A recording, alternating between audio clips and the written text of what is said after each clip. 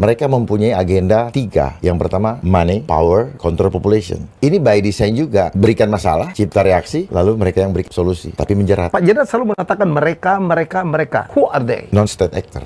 Apa nih maksudnya? Mereka bukan negara, tapi dia mengendalikan negara-negara. Ini disebut dengan sekelompok orang gitu. Sekelompok orang awalnya. Di elit global? Of course.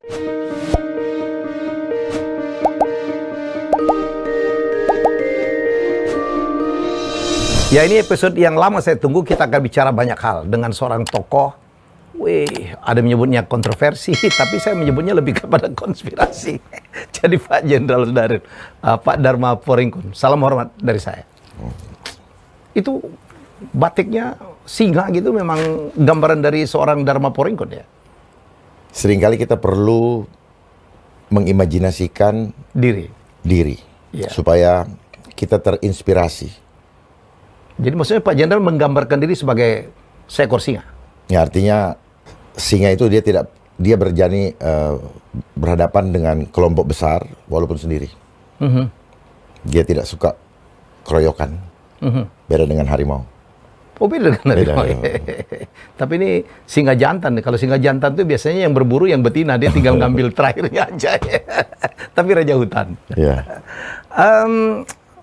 Pak Dharma, ini kita bicara, ya ini saya dengar COVID akan naik lagi di bulan Januari. Anda kan cukup vokal lah ya, bersuara tentang COVID ini. Menurut versi Anda, ini konspirasi?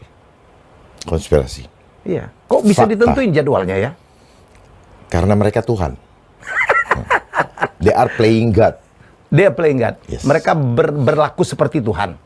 Memang itu tujuannya. Ingin menggantikan posisinya Tuhan yang mengendalikan hidup kita. Dunia nih diganti. Dunia, dikontrol of course, ya. yeah. Ya. Jadi sekarang menguasai dunia itu tidak harus melalui perang sebenarnya ya.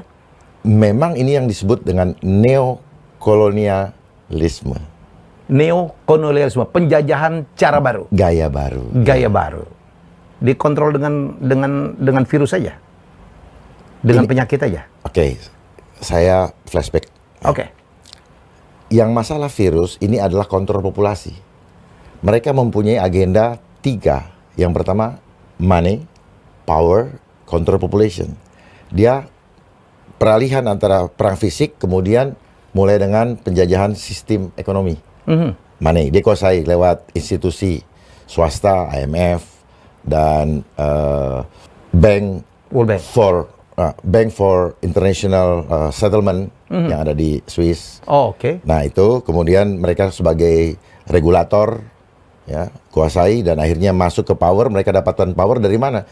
Ya dari memainkan krisis, lalu negara perlu hutang. Oh, jadi mereka mengontrol dengan memberikan utang ya kepada negara-negara yang akan dikuasai. Iya.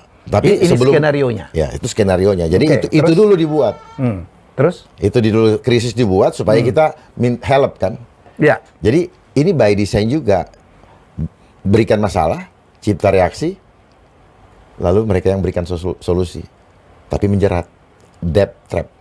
Jebakan maut. Jebakan utang. Ya. Nah, kemudian sekarang kita masuk dalam program terakhir. Kontrol populasi. Nah, kontrol populasi dia menggunakan powernya Ya. untuk membuat sistem yang harus menjadi syarat bagi people, bagi populasi, bagi rakyat dalam mencari pekerjaan untuk mendapatkan uang. Kontrol populasi. Tetapi jebakan sistem ini yang dibuat adalah jebakan maut. Karena kalau tidak diikutin, dia tidak bisa beraktivitas seperti yang ada sekarang dengan segala macam persyaratan yang memang dibuat sulit supaya tunduk. Bukan tunduk sama Tuhan. Sehingga iman sedang digoncang. Bagi kita atau siapapun juga yang kaleng-kaleng imannya, pasti goncang. Dengan bahasa yang selalu saya temukan, habis bagaimana? Kami nggak bisa masuk mall, kami nggak bisa terbang, kami nggak bisa makan. Dia mengignore iman kita kepada Tuhan. Makanya Pancasila sedang digoncang. Kita sekarang dibatasin atau untuk tatap muka sempat ya? Ya, kalau tatap muka citizenship. Ya. Citizen. Oh, oke. Tidak tatap muka, berarti netizen. Dibatasin untuk bersalaman. Ya. Kita jadi netizen sekarang, bukan citizen. Nah, kalau kayak gini masih citizen. Oh, jadi itu bedanya citizen sama netizen ya. Tergantung internet. Dibatasin untuk berkumpul. Ya, itu polanya. Kenapa? Manusia hakikatnya adalah gathering, bergandengan tangan, gotong royong. Karena makhluk sosial. Ya. Nah, dibikin yang sudah dibikin terbiasa seperti itu, lalu kemudian di-cut. Goyang. Dan tubuh juga goyang. Semua sel-sel jadi goyang. Ngejas. Stres. Dan langsung itu kekebalan drop.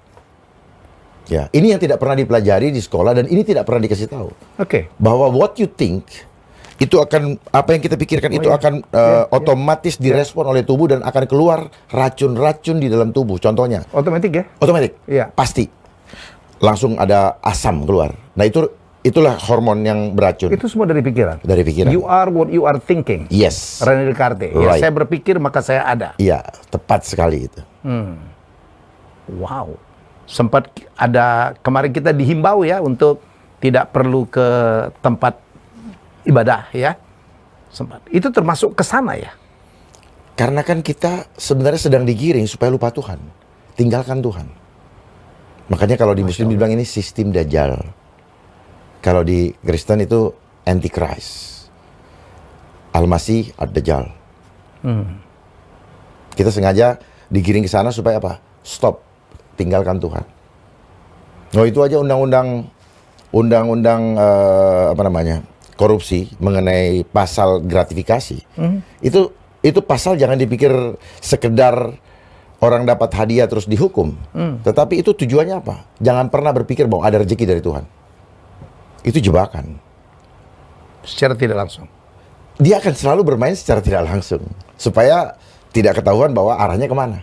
Udang di balik batunya nggak ketahuan. Lalu kemudian